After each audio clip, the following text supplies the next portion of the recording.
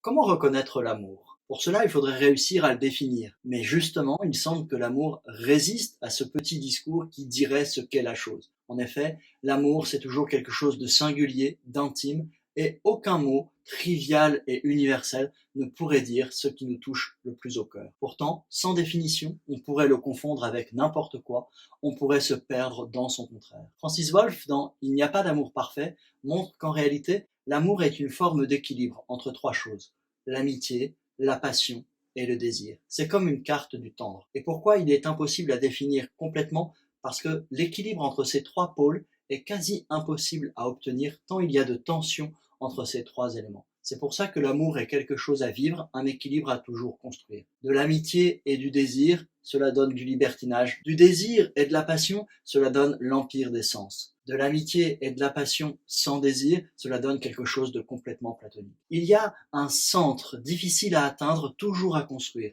On tend toujours d'un côté ou de l'autre, mais notre vie, qui fait vivre la passion, qui vit du désir et qui met de l'amitié dans ces deux éléments, c'est ça, vivre d'un véritable amour. Et cela, c'est difficile. C'est difficile, mais c'est ce qui est beau et c'est ce qui demande à être vécu. En effet, quelle est la difficulté de l'amour? Dans l'amour, on veut posséder l'autre, c'est l'aspect passionnel. Mais quand on possède l'autre, on le réduit à être un objet.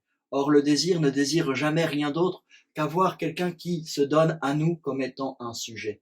Et pour qu'il se donne à nous comme étant un sujet, il faut qu'on apprenne à l'aimer avec bienveillance, et c'est ça ce pôle de l'amitié. Cette trilogie, cet équilibre à trouver, c'est ça que nous permet d'appréhender ce petit livre de Francis Wolff. Bonne lecture et à bientôt.